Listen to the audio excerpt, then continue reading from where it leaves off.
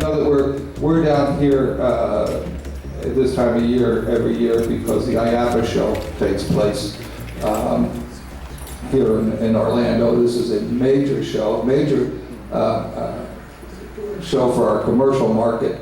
It is typically, I don't know the attendance here, it's typically 25, 30,000 business people are there. And these are people, it's really a park show. Doesn't have what we call street operators, and we'll come back to that. Right, it's very many street operators. It has FEC, family entertainment operators, it has parks operators, that type of thing. It's a park show.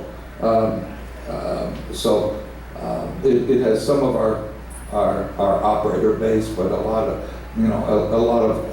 customer base for other people that want to buy things like roller coasters and things like that. One year, somebody had a ride that was really geared to be a pinball machine. In other words, you rode around like a ball in a pinball machine, and that was here one year, which tells you something that it wasn't here a second year. It was a great idea. We had a young designer, Tim Seckel, and his family had been, I'm digressing, but I'm glad to do that, you're stuck with me. He had his family operated some games in a bowling alley. It was from St. Louis. He was in architecture school, and he did as a project, he designed a parking lot that had the car flow of the ball in a pinball machine. It had, a circular things for ramps and things like that, and it had places that I guess I wouldn't say there were pop-uppers that hit the car, but all kinds of patterns like that. And his architecture professor suggested he find another line of endeavor than architecture, so he came to work for us. He did some design work in mechanical engineering. He's now at Williams in their slot machine business and doing a big job over there. Good guy. But any event, we see these pinball just has an interest for everybody. We see much more interest in pinball. It's the definite growing interest, not just in the collector base, but in the casual player base, what have you. We make and will make 3 cornerstone games a year, 3 main titles. We this year made WrestleMania, we made Kiss, we're making both of those still, and we make Game of Thrones. We make those titles in a pro, a limited edition, sometimes a premium. We will continue with that pattern, and we continue to make those games for some period of time. As long as we have a demand for it, we make them in initial larger volumes, and then there's a long tail in the demand curve, which you see in many different products. So we have a long tail, and we fill that. It's something that pinball companies 20 and 30 years didn't do. I was just emailing back and forth with Brian Eddy, who, as you know, was a great pinball designer, designed Medieval Madness. He's now running a part of Zynga, Spooky Cool, and they're buying some pinball machines, and he was just for their employees. And he was just telling me that he just emailing that they couldn't do that. He's very happy that we're able to. Wish they could have remade games back in the day. For Willie, it didn't work. That's what we call Williams. It's Willie. For us it does. For us, it's part of our business model. We've created our business to run that way. And I have to, as a disclaimer, tell you that 2 things about that part of Zynga, Spooky Cool. One is my good friend Joe Kamenkow is the boss and built that business, sold it to Zynga, and my loving daughter, Lindsay Stern, works there now. So we're all friends. We're all within this business, and some of our artists even do some work there. Any event, 3 cornerstone games. We will continue with that. We will also consider making, and we will make more vault games. A vault game being a game that we had previously made, like Iron Man. The license we've stopped making it. We're not continuing to make it even in small quantity. we renewed the license which had expired and dressed the game up. And as we do this, we'll be dressing the games up, maybe adding with better or more art. Technology has changed. We'll add a few more bells and whistles, maybe a few more mechanical parts or changes, a few things different, and we will continue to make us evolve games. We make studio games. Somebody like Dennis and Greg out there, sitting out there quietly, will bring something completely designed to us.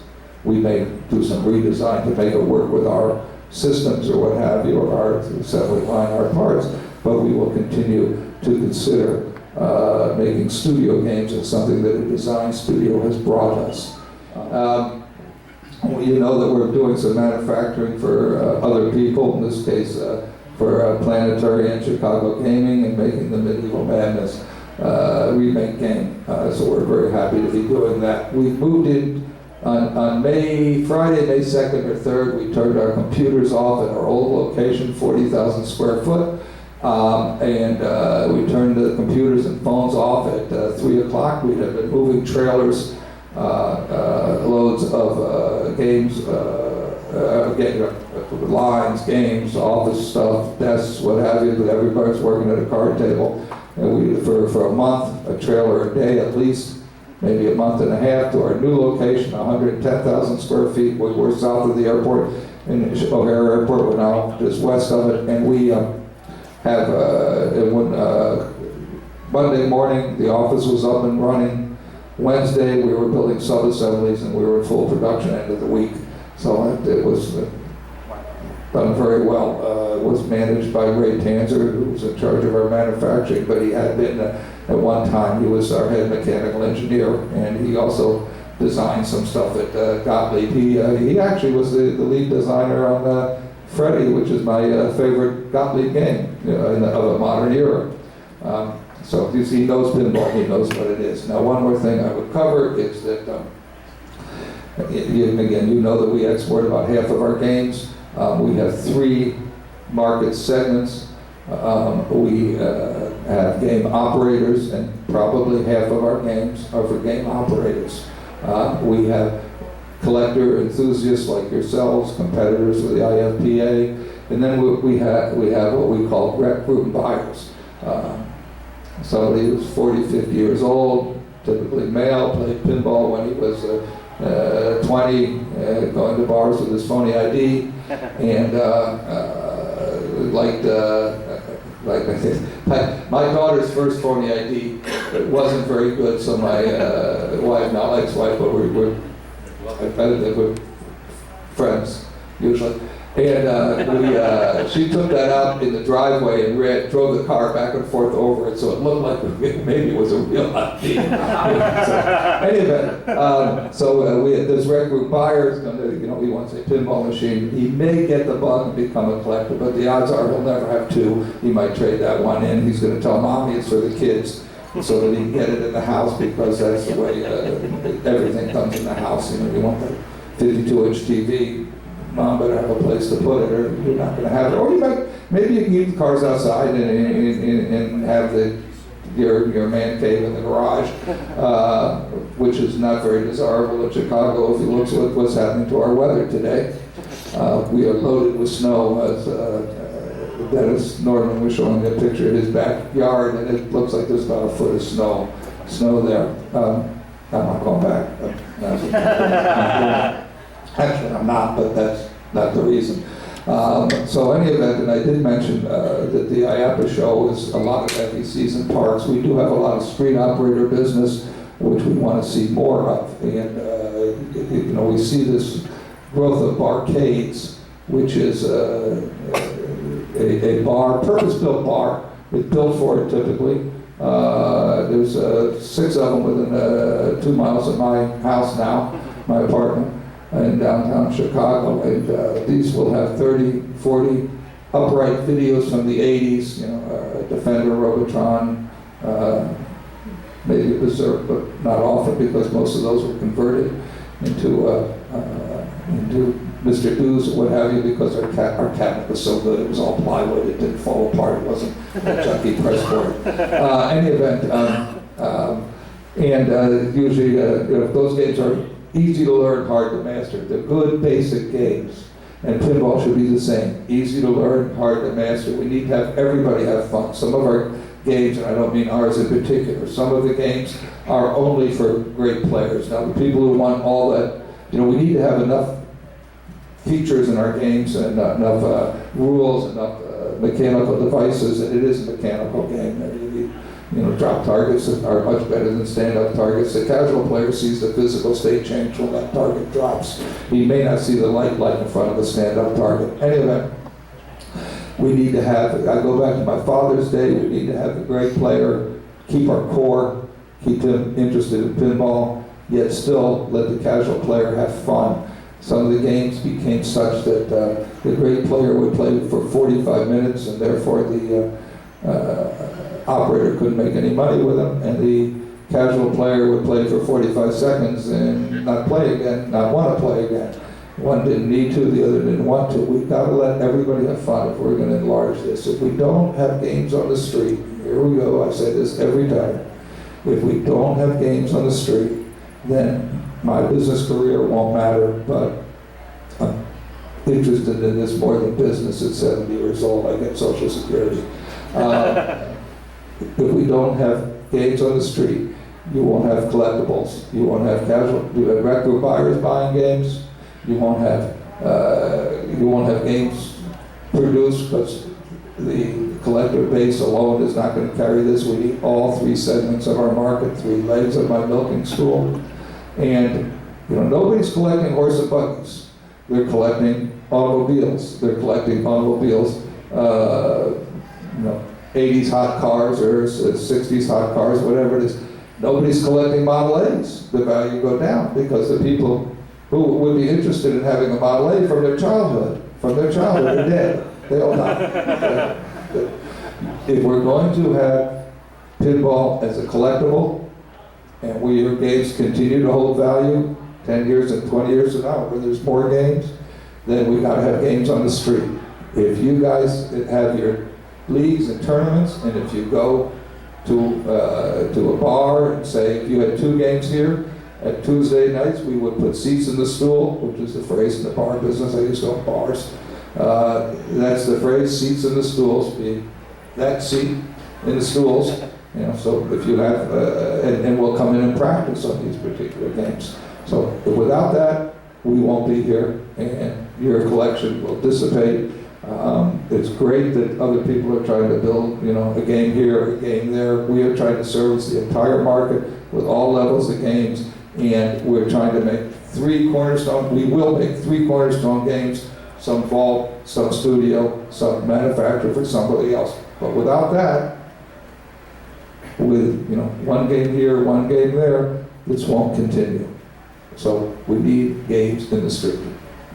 Now, I think I covered my note here. I didn't have to talk too much about beer. So with that, I'd be happy to take any questions except what our next game's going to be. Greg, you got any questions? What's our next game? I wish I could tell you that. What's the one after? I thought somebody would. I thought about that today, and I always say I won't tell you what our next game is, but I should say our next games. I did think about that. Good move. Yes, sir. So, do you anticipate CERN making a wide body game in the near future? I actually don't.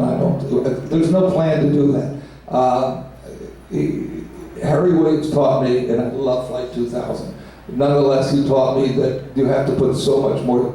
The geometry, the physics. The ball starts to lose strength going from the right to left, left to right, because it's wider. That few inches makes a big difference. In addition, so you have to put in more parts, more things. So now you're pumping the price up without necessarily making the game better. Pinball it's a ball and bat game. It's a sport. You don't change the size of a tennis court. You don't make round tennis courts, you don't make them bigger. Yeah, you gotta get a bigger version for doubles. And God knows we tried doubles pinball with Total Recall, which was the pie-shaped game. But it really, I don't see a need for it. A software designer from Valley, and then from us, Neil Falconer. Every time, he's since passed away, every time people started making wide-body games, and I'm talking about, the major manufacturers, Williams or Valley or us, he would get his resume out and clean it up and get ready to send it out. Because every time wide bodies came out by the major manufacturers, the market was going like this, and people were trying anything to try and get back in. I don't anticipate it. I'm not saying no, we have no plans for it right now. It doesn't make sense to me personally. Yes, sir. Okay, so first off, obviously, I just want to thank you personally for staying in the business during the tough times. And I want to thank all of you for letting me do that and so forth. Thank you. My main question is, what really separates Stern and the technology is advancing is the code updates. Advancing the games with the players and making them better even after they come out. So from your perspective, what makes the company say, okay, it's time to update this code, or it's time to change things up a little bit, and about how long after a game comes out does that question still come up? There's always something, when a game first comes out, a couple things happen. First of all, it gets played by more people. We test games in-house, we test games out-house. And in-house, we're assigned 15 minutes a day to play pinball. Everybody in the overhead group, you don't want to play pinball? Don't work at a pinball company. I play and represent being old and slow, and we have some great players. I play and represent the guy, without drinking, I represent the player who's had a bucket and a half of beer. Because I'm old and slow, I'm 70 years old. I actually get to play games mostly at trade shows, at commercial trade shows. And I watch, Harry Williams watched players play. But we find some bugs or some things that just didn't work, and we see that percentaging of this stuff didn't work, so you make some changes. I'm not going to try and fool anybody and say that sometimes we have shipped a game that we think we need to do a little bit more to, even as we're shipping it. But usually, remember that most of our games are on the water to Europe. Most of our early games are on the water to Europe for 3 or 4 weeks, or to 5 weeks to Australia, which is an excellent market for us. We get feedback from players, from watching players, from looking at our audits, from players' comments. Some of the comments are very helpful. Some of them, not trying to hurt anybody's feelings, but aren't particularly, aren't necessarily realistic. But these are, many of them are considered. So, we learn things. We also get get a situation where at some point, Lyman thinks his game is done. That's it, we're done. He thinks it's done, he's right, it's done. So there becomes a diminishing, the law of diminishing returns. At some point, you have a limited staff, as big as ours has grown, and it has grown quite a bit, but it is not limitless, and it must work on another game, or we won't have more games. We have to get the next one out. This is business, People who are in the car business, the Iacocas of the world, what have you, and I've said this before, many of you have heard me, they love cars. And they design cars. But they do it because it's a business. And they have people to employ. We have a number of hundred people of our own that we employ, and our extended community of suppliers in mostly in the Chicagoland areas, many thousand that are getting all or part of their livelihood from making our pinball machines. We have to continue to make. We have to go on at some point to the next game. The guys who love cars, they make a car. At some point, it's time to build that car. And if they don't, then they don't build it and sell it and get somebody to use it. And if they don't sell it and get somebody to use it, what was the point of it if nobody's going to use it? It's not just a piece of art. although it may be to that rec room buyer. And B, they don't make any money to design the next one, and the whole thing just ends. We are a business. We're very proud to be American manufacturers. We manufacture games in America, not in China. I can't tell you none of our parts come from China, but most of our parts are locally sourced in the Chicagoland area. Chicago is the place to make pinball machines. Nowhere else in the world. Atari tried to make pinball in California, and I used to sell them some parts as a favor. The legs, which weighed 3 pounds apiece, they would ship from Chicago to California. Detroit was the capital for cars. Chicago's the capital for games. Nobody's making, designing all the people that, the Greg Ferris's, live in the Chicagoland area. Anybody designing pinball machines probably has Chicagoland employees working on it. We need to make another game. So, case by case, everyone's different. I can't give you a set of rules. But we do consider, we want that product to be good. You're only as good as your last game in the game business. And if we don't continue to improve, if the last game we find to be lacking, then we better improve it because we're only as good as that game.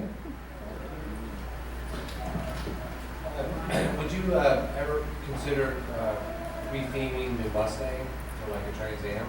Yes, yes, we've been asked to do that, and we may. We've been asked to. I'm a General Motors guy. Yeah. We've also been asked to retheme it for trucks, so forth and so on. But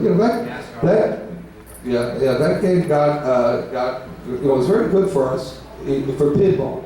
It got a lot of exposure. We had that game at the auto show in Chicago. We had it on their 2-minute play mode, which is 2 minutes continuous play. Get the drop targets, and you got multi-ball, so it's a very casual mode, so everybody could enjoy it. The kids, they would make us turn the games off a half hour before the auto show closed so they get the young people out of there. People like pinball. We see this resurgence. Part of it is driven by us and our PR.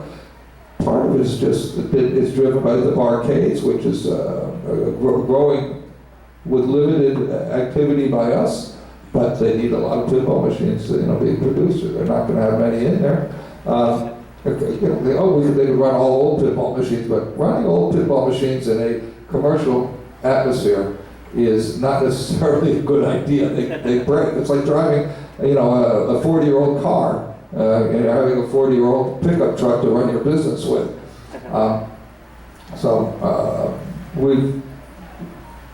We had that game, which that game, they still have 2 of them, for example, that were just at an auto show. I don't know where it was. They're still taking those Mustang pinballs to their auto shows and exposing them to the general public, and that's good for pinball.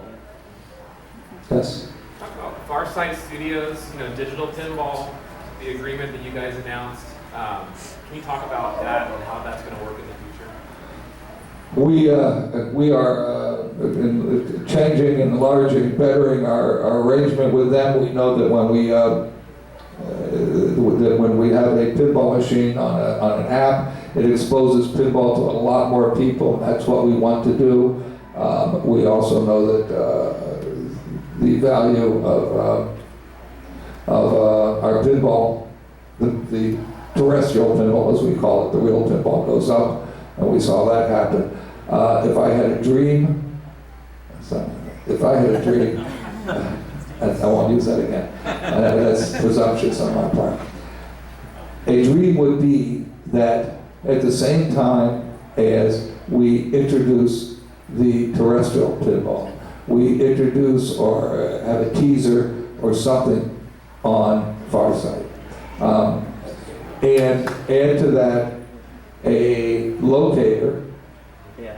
Where can I play it? Yeah, all of that. Now you guys have locators, which are good. We tried to formalize it once. One of the guys in Texas had one, and he allowed us to link to him, and that sort of hasn't continued. We have to look back at that. You have to know that a lot of game operators back in the day didn't want a locator because they didn't want to tell other operators where their games were and which were the good locations for them. But we think it's a righteous piece of our business. It's pinball. everything pinball.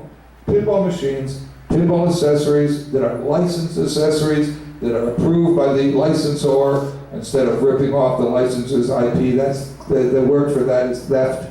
They own that IP. Pinball parts and expanding that, pinball merchandise, pinball events maybe one day. We sometimes, we've been involved in some rock and roll shows in Chicago where they, outdoor shows where they have like Jim Beam had a tent, and they had pinball machines in it to attract people. Duh, that was a good idea. So anything pinball, everything pinball. That's good. How about new technologies like color displays and headphone jacks on the games? Headphone jacks is a great idea. We did that once years ago with IT had Hear It. It was called for Incredible Technologies IT, and we put that on for a while. Today, more people are walking around with headphones. It's something certainly to consider for the street, especially. You say, well, no, it'd be great in the home. It would also be great in the street. Color displays. We right now we're still using the proven 13 Shades of Red dot matrix display. We are working on some other aspects of it. There's some licensing issues that come with if you're in current product and not in a movie from the old studio system where different people have rights that we're working through. And we'll do that. We'll change it. It'll happen. Yes, sir. Greg, can you talk a bit about the importance of having a license attached to a new release? Yes, absolutely. I'm a big believer in licensing, and we've done this with the exception of maybe 3 models at this company. Bally actually started it years ago. Tommy Neiman there started it. If I make a product that is a stuffed mouse, I'm not going to sell any unless I pay Walt, and then I'm going to sell.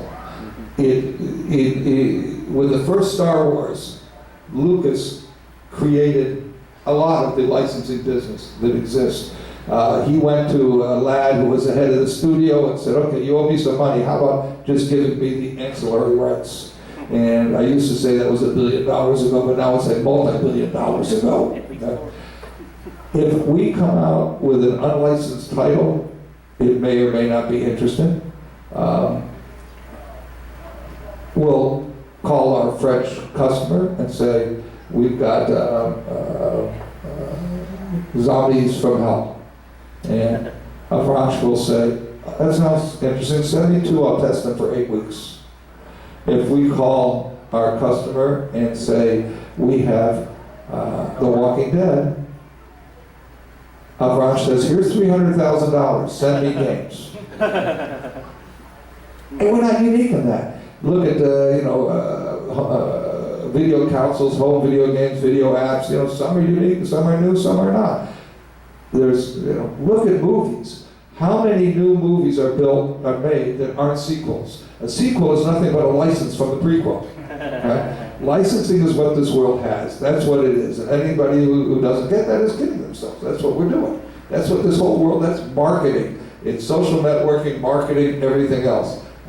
You look at, I mentioned Star Wars. How the hell would that movie do if they made it new, not as Star Wars? We'll make a new sci-fi movie. No, they made Star Wars.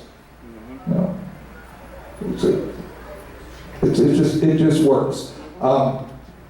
Having said that, well, Nelly is not licensed by them. It's licensed by us from them. Okay. But it had a following. So even it is a licensed product. It's a pinball licensed product. We didn't say, gosh, we like the idea. Let's make Hey Guy. No, we made Whoa Nelly. It's a license. And who, Go ahead. Who would determine the value of that license? So is it you personally sits in front of the Walking Dead guys and literally negotiates a number? As far as do we want to do it, let's do that first. there's meetings among us. You don't want to get a license that your designers aren't interested in. The creative juices will not flow.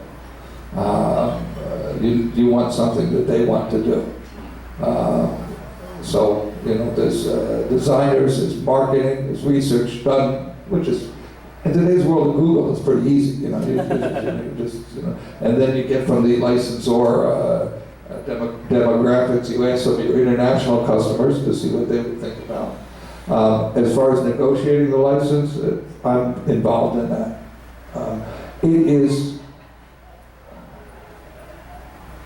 It's a lot of work for the design group because you're using somebody else's title, somebody else's property, and they have a vision for that, which may or may not be pinball. Maybe, well, first of all, some of them don't want to position their property as a pinball property. But what we see as is what the pinball should be, they may see something different. And you have to go back and forth and so forth. You may want to show something that they don't want you to show. They say that's not really what we think should be there. When we made Austin Powers, Mike Myers actually saw everything and approved it. And ultimately bought 7 games he got one for free, but he bought 7 games for the actors in his cast in his then upcoming next Austin Powers movie, which was a license of his first Austin Powers movie. One of the things that we had on there that I thought was great, where the ball plunger is, there was a round, clear plastic curved thing with a Swedish flag on it. For those of you who know Austin Powers, that was the Swedish penis enlarger. I thought it was great. It's not on the game. It's not on the game. He originally thought these were children's games. It was so subtle, you could put it in an arcade, no problem. And I was really upset. And the licensing agent said, don't go there. He doesn't want it. You're not going back. You get one lick at the lollipop, and then it's over. But that's what happens. That's part of it. There's a lot of compromise. That's just not what he wanted to see on his product. It was in his movie. You say, why not? It was in his movie. He didn't want it. Okay, he didn't want it. It's his football. How much is the licensing? Oh, wait. I got to go back for a minute. The other thing about licensing, though, that's important, is that it gives the designers limitations or ideas, 4 corners within which to design on Tales from the Crypt. In the dot matrix, somebody's cut in half with a chainsaw, very creative, except I saw the episode when Joe Pesci was cut in half with a chainsaw, so you get ideas from it. There's a ball-eating dinosaur on Jurassic Park, because it's Jurassic Park. You wouldn't put, that otherwise. And you get ideas from the creative people, and they will also tell you what should be on and what has to be on there. In Lord of the Rings, they added to it. I was going to ask, with the licensing, how much does that affect the end in pricing of the game? Versus if we pay a licensing fee.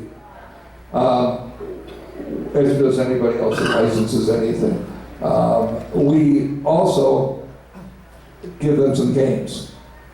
I had one instance years ago where they took $1,000 cash and a bunch of games. They didn't want the cash was just to pay a lawyer for a few hours, but they wanted games. Paid them only in games. All they wanted was games. Listen, and Matt Groening said to me, "Thank God somebody's keeping pinball alive." He's creator of Simpsons. We went to deliver the Back to the Future to Spielberg's home. He'd already gone out and bought one, so we went to the back lot. Boy, that was a long time ago. Look at this. We're back. We're not Back to the Future. We're in the future per the movie. Pardon? Michael Fox refused to have his image or his voice on that. Was that strictly a money issue? No, there are people who don't necessarily want to be on it. Look at Dustin Hoffman thinks he looked great on Hook. We didn't have his rights. It's me. Okay? Look on Apollo 13, and Who don't you see, okay? You don't always get the rights. He congratulated us on the game also. I was at the premiere of that movie. So yeah, there's a cost involved in games, there's a cost involved in design and redesign. When we did the first Batman, Michael Keaton thought his jousts were too hangy. I think mine are now. We did Kim Basinger's legs 9 times, and we couldn't find Jack Nicholson. He was depressed in the south of France somewhere, so we couldn't get his approval. So there's costs that are money, and there's costs that you don't know how to quantify. Yes, it costs something. Would it change, your overall cost of the game? Maybe probably the volume would come down so low without it that the games would cost more without the licensing, because we wouldn't sell as many. Yeah. Hi, in a room full of pinball fans, I'm going to risk asking about video games. Were you, how involved were you when Stern got into video games in the early 80s? And I wondered whether you thought it was exciting diversification or a distraction from your core business. No, it was I'm what you call in the movie business, the suit. I'm the business guy, okay? And that was business. Now, in those days we were making, I think, 170 pinball and 400 video games a day. It was a whole different world. It was, there were no, I was about to pick up my phone, but it's over there. There were no smartphones, there was no internet, there was no nothing. And we were entertainment, we didn't have Netflix to compete with, we didn't have, all this stuff. There was much more. The world has changed so much in 20, 30 years. No, I will tell you 2 things. I was exceptionally involved in our Laserdisc games and in finding the film that we hacked and whacked. We had a game we were working on, Konami had track and field, as a video game with, all animated or, I'm losing the word I want, but we were going to have where you had a pixel character that you played and you competed against Bruce Jenner. And so for a week we were filming, we somehow, Paul Rubenstein was worked with us, and he was for Columbia Film School, a professor there, in Highland Park. And he and I went scouting locations. He and I once went to California and found the Lou Pad film for Cliffhanger. So we scouted locations, and we were in Arizona with the Arizona Film Board, driving around Phoenix, where the sales guy from the Arizona Film Board pointed out that was the only place where people made $2 million houses that looked like Taco Bells. And we ended up at Mesa College. We filmed with Bruce Jenner for a week. All the events, we never came out with a game. It just, it just didn't happen. But we filmed every day. We went to dinner. He and I and the guys would spend the rest of the night, in the hot tub for a little while. And then go see, this is the story here. And somebody could really pick up on this, right? Anyhow, very nice guy. He was very nice, and he worked hard, and he was very, cooperative and everything else.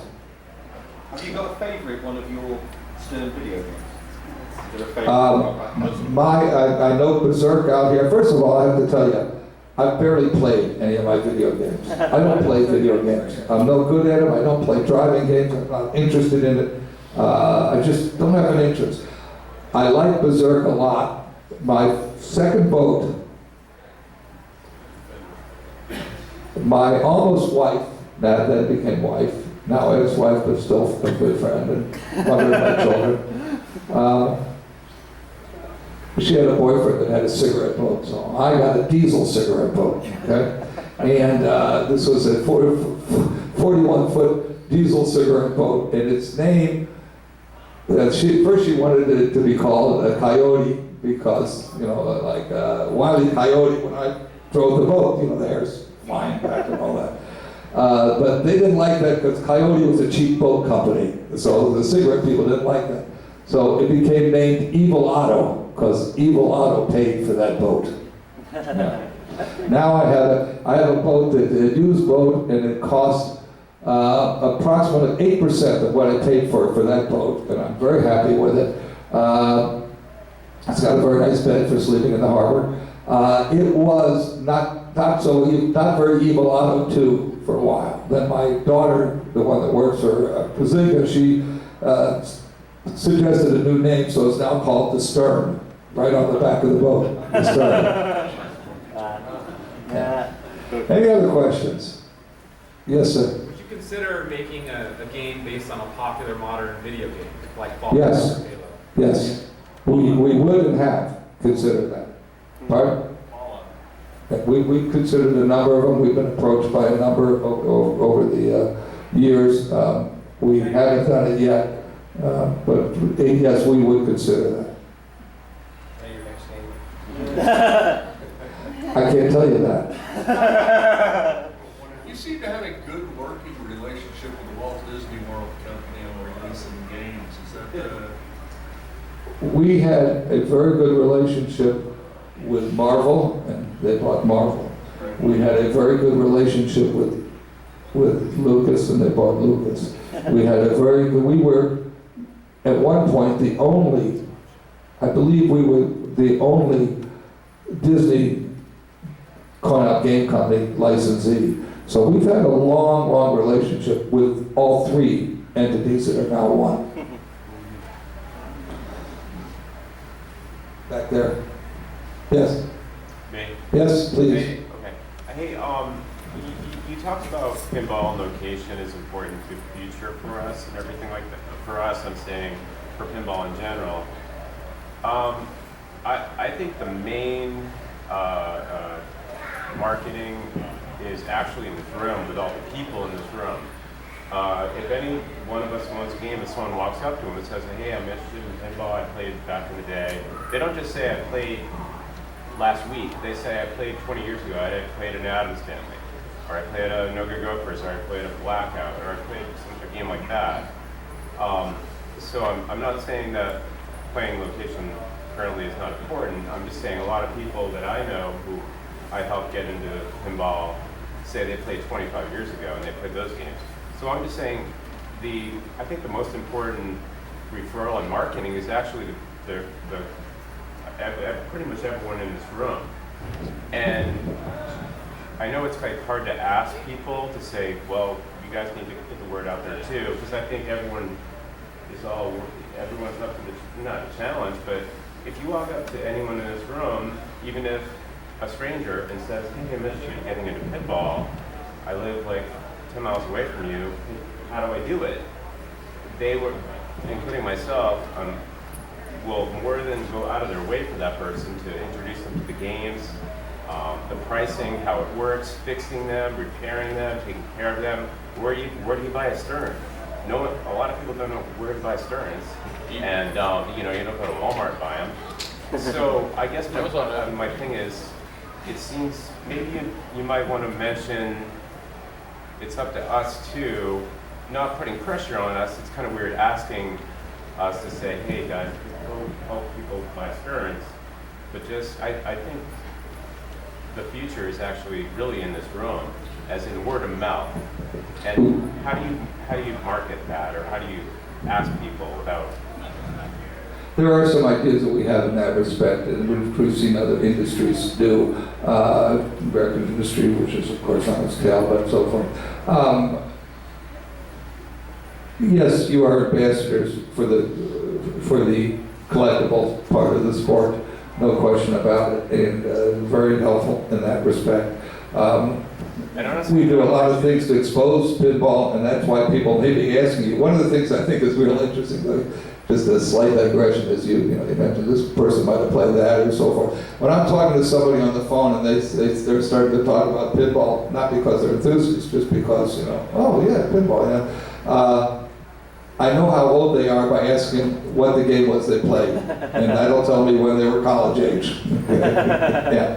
And so, I mean, if it's a Gottlieb, I know they're one age. If it's Bally, another. If it's a Williams, solid state or whatever, another. Having said that, all of this is important, and more exposure, any way we can do it, is important. We get a lot of press that is not related to just comes out of nowhere. No, none of it comes out of nowhere. We have a PR agency.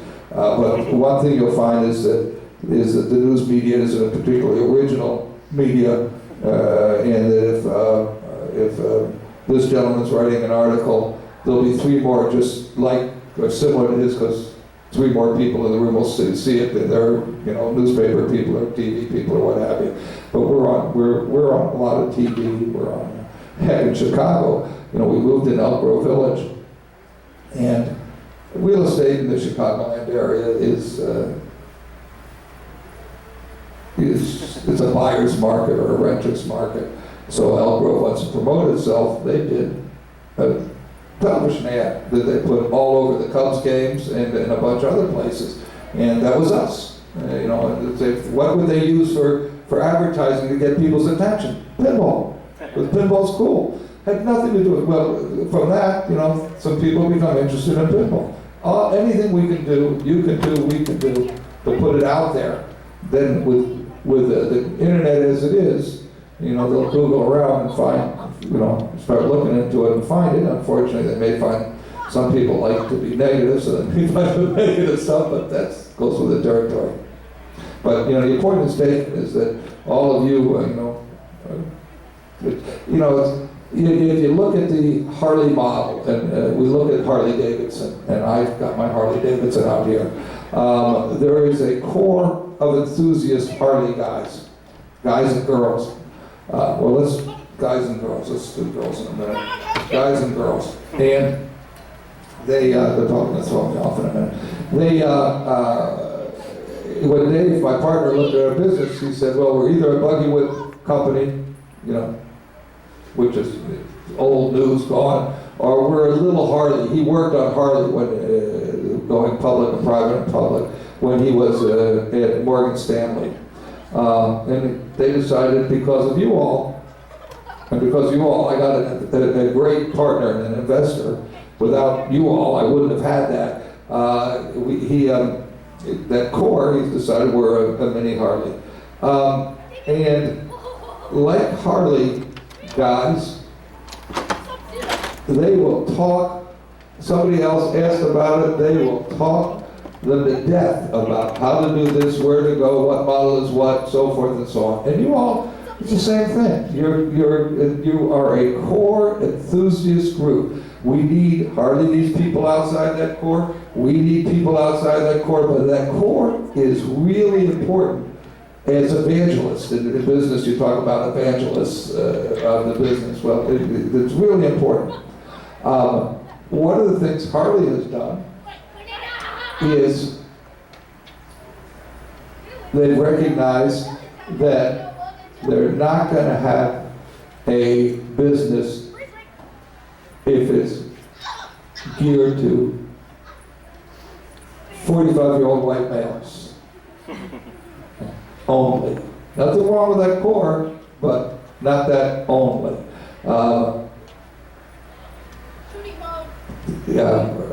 Romney got all the white males when he ran and lost the election because Obama got all the women, I'm exaggerating, but all the women, the Afro-Americans, the Hispanics, so forth and so on. We need to expand out of a white male sport. And you look in here, and there's a few women in here, I wish there were more, we need to expand more. What Harley does, they have garage nights for women at the dealerships. They have a women's club. They encourage the family, the husband and wife, to go on these rides or whatever it might be. And they have different ethnic groups. They have they have a national convention. They had a national meeting at the 110th. They had groups from all over a lot of other countries. They brought the bikes. I don't know how they got them here, but they are working to enlarge, and they're also working. This is important too.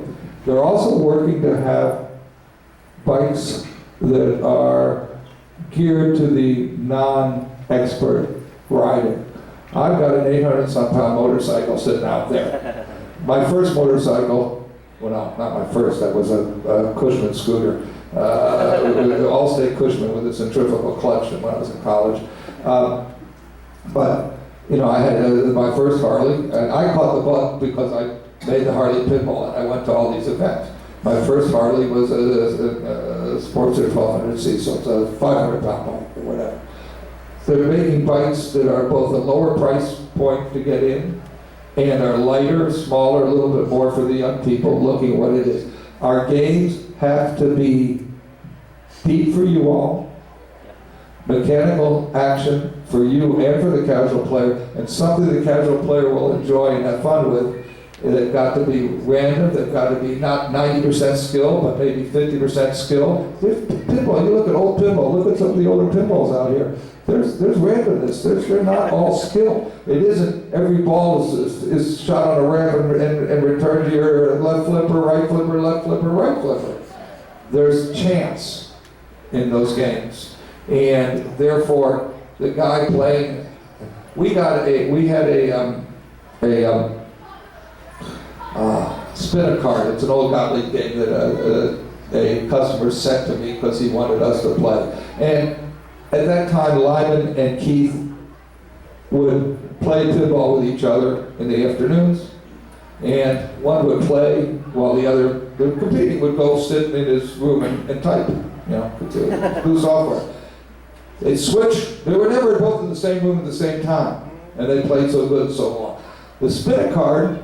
Look it up on IPDB, but it's just typical of the era. Wasn't a drop target card game, which I love. But they would both be in there hollering at the game. I could play and maybe get a beer from them. If I played beer on a modern pinball machine with Lyman, I'll just here. I'll buy you a beer. Play with me. You know. So there's some of how do we expand who we are, and how do we, because that is also going to be a diminishing return. And it's not just this country. I was in Australia, and I was telling them, I mean, you've got almost an Asian country, but everybody at the events there was one woman and a bunch of white guys. Any more questions? Yeah, go ahead. So, as an industry expert, like, obviously, the biggest FEC Dave Buster's, pinball's been non-existent for years. What do you think Stern could do to basically get machines back in those locations? We have to do something. You're right. There are two things that get talked about, and that's earnings per square foot, which we don't, and there is a resale value, but they don't necessarily consider that. And the other side of the argument is what's called utility. We'll help keep a broader group of people in there, so daddy stays with the kids or some such thing. But we are considering the commercial business has changed, where we sell the not commercially through our dealers to you, an end user. We certainly sell to operators, but through commercial distributors. And we sell, or the distributors sell, to end users who are more and more, not just family entertainments or adult entertainment centers, they're just entertainment complexes. And they're buying their own games a lot of times, and they're, instead of selling to an operator to put it in the bowling alley, or put it in the FEC, you're selling to that end user. It's changing, the whole structure is changing. And we're looking at that. I learned quite a bit about it this week at IAPA show. Because then you got those FECs. I think the redemption, I mean, you guys did redemption a long time ago. Is that successful for you as far as? We're still working on it. The redemption works when it's done right. The number one, last year, the award-winning at IAPA FEC Family Entertainment Center was Time Zone in Australia in Surfers Paradise, and that's who we gave to work on this. And they have their redemption. They have a pinball club with about 100 members. It's grown to that, and those pinball machines are here. The redemption pinballs are with the redemption games. It's not going to make what a big bass wheel's going to make. It's going to be middle of the road of 100 machines. There'll be 40 or 50 or 60 in it, and it will make skee ball money, that type of thing. But we're still working on that. That's a place for it. It's a little bit different. but it's a place for it. It's a relatively inexpensive game for a redemption game. Anything else before they throw me out of here? Yes, sir. Okay, exactly 4 years ago when this show was held in that little rec room in Maitland, I was telling you about up the road in, well, down the road there in Universal, which is, one of the top 10 theme parks in the world. They had these two absolute piece of crap treks. Yeah. First of all, those games are operated by, but there's my partner was just there over the weekend. And they have a new kiss in there, but it's under the stairs. It really doesn't show us well. So those games were operated by Elot. And Elot management has changed. The person running Elot at the time, I'm not going to comment on. But I did, no, I'm serious. Whatever their business is, it is. I'm friends with the owners of the lot. And Eric and his sister, his name's slipping my mind right now, shame on me. And I went up to Glenn, who runs the lot, yesterday, and told him, you gotta move that game. My partner's complaining, you gotta move that game. So okay, I'll talk to my people about it. So I will follow up on that. But that game, I saw that Shrek there. Because I was here about that time with my daughter and my girlfriend and her daughter, not my daughter. And was there, and it was right near a climbing wall. We climbed a wall, the one place it was. So yes, the point is taken that they, What's interesting is in Islands of Adventure, I haven't been there that recently, but they put in a very nice Star Trek Pro. But what I thought was interesting, it has no beat score and no match numbers. But it only plays for one token, and if you buy the tokens in quantity, that's 33 cents. So it at least balances, gives kids that have never seen a pinball machine at least a feel for it. I wasn't interested in pinball until I found out that if you get X number of points, you get another game. Which, interestingly enough, when I was in Gainesville in the 1960s, the vending company there took all the game winnings off all the machines and put them all in 5 games for a quarter. Nobody played them. Yeah. That was college hours. I know operators who have turned the match off successfully. I don't think you should. We look back at the history of Add-A-Ball versus free-play games. The free-play made in the heyday made more money. Oh, sure. All right. Yes. That's all they're going to throw me out. I wanted to thank you for updating the boards in the back and make that more simpler. I hope that brings a lot of operators back. Oh, the PCB's the new spike system, yes. Now, I have a question about that system. Is it possible to update the code and drop another playfield? To do what? Is it possible to update the code with a new game and drop a new playfield in your cabinet? So if I have a WW... No, I know exactly what you're saying. Might be, I don't know. I don't know. It's interesting. I don't know. But it's a bad idea. Why is it a bad idea? Because Gary Stern and his genius that he has proved that conversion pinball is not smart. And what I did is I made a conversion game called Gamatron with Steve Kirk, which was a narrow body version of Flight 2000. I thought I was a genius. I was between companies. And we came out with that. It was converted Bally's. There were plenty of them out there. We came out with that, with cabinet decals, the whole thing, about the same time as Steve Ritchie had High Speed. And anybody who would take their money and buy my conversion kit and put it in a game that would have no resale value versus trading their game in and getting a High Speed for about the same amount of money when you consider the labor would be not so smart. So I thought I had the world's greatest idea. I did. When Willie made Pinball 2000, which was a great engineering project, but a misnomer because it didn't make it to 2000. One of the things they thought they would do is make it convertible. And I knew it would make it to 2000 because I knew the Castros and how they think. B, they teach in business school, and I have an undergrad degree in business, in accounting. They teach you in business school to be in love with business, not your business. I break the rule. I'm in love with business. If you think about Williams or Midway or Williams slot machines, it's a jukebox company. Okay? It started at Seaberg, bought these other companies, sloughed off Seaberg, ultimately sloughed off the pinball, this or that. They would move that business to what the appropriate money-making market would be.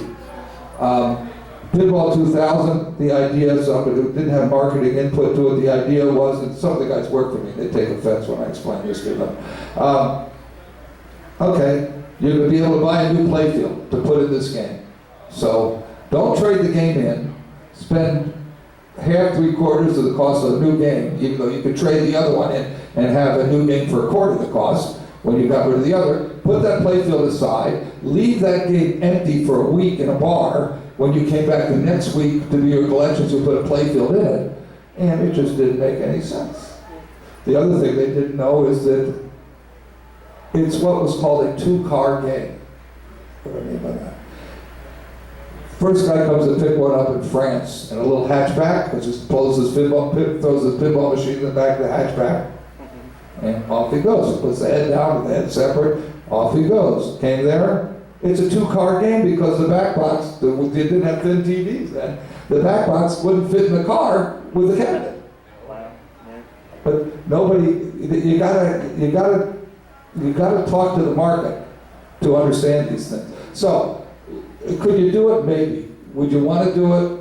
I wouldn't. I'd trade my game in and buy something else. Your game has value as what it is. As soon as you start monkeying with it, you put new decals on it for a different game and this or that, you're going to hurt its value. By the way, it's a great idea because I did it.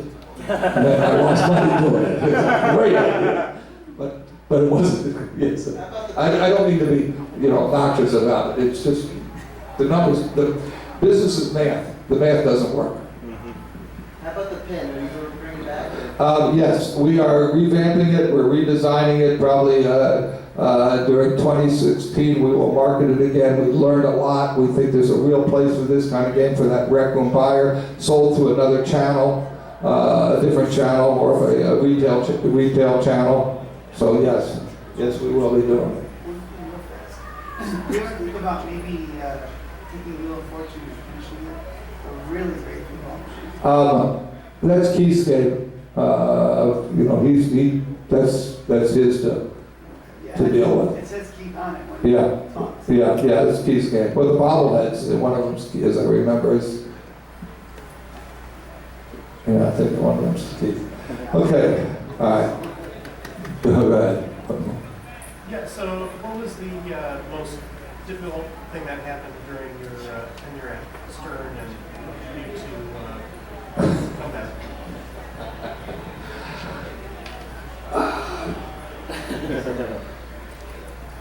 I don't know, a lot of things, and it's been a lot of years. I started when I was 16 in my father's stockroom. I went straight and practiced law for a little while, a few years, not many. I've been doing this a long time. We're making capital goods that are a style business. For you, they're not capital goods. It's a game and a sport. But for the operator, it's capital goods. And at some point, they become a little fungible in that respect. So, certainly, the Lehman Brothers recession wasn't one of the most pleasant times anybody had. Do you think it's possible Pat Lauer can ever come back to Stern? Had what? Is it possible that Pat Lauer could ever come back to Stern and make games again? I mean, you guys, anything. I think it's possible. I think it's possible. Great guy. Absolutely great guy. Okay, go ahead. And then so we're gonna. With Farsight Studios, a lot of people who have virtual pinball cabinets have been waiting for a cabinet version, and they've been promising, and now they're saying they're not doing it. And there's been speculation it was due to the deal with you that you didn't want them to make cabinet versions. I didn't even know they said they were going to do it. My partner handles, Dave Peterson, he handles more of that area than I do. I'm the the mechanical type guy. I don't know, I'll ask about that. I'm totally unaware of it. So, okay, one more and then we're gonna, Is there, what, can you say what is the limitation on the license with Farsight? Is it backlog games or just future games or a mixture of both? I don't, yes. Yes, it could be anything. Yeah, all of the above. Remember that for them to do a game, you also have to have the licensor. You know, we're licensing a pinball machine, a terrestrial pinball machine, balls on the playfield. Sometimes now we seek both the terrestrial and the digital. And sometimes that can happen and sometimes not. A lot of these guys, that's big business, digital games. So, so you need both of that. And so there's consideration, but there's nothing in the agreement. Yes, I've read the agreement, but there's nothing in the agreement that is limiting future or back. My dream is future, not back. Yeah. That's my dream. Okay? All right, folks, I thank you all very much. Appreciate your consideration. Appreciate your support of Pinball. Thank you.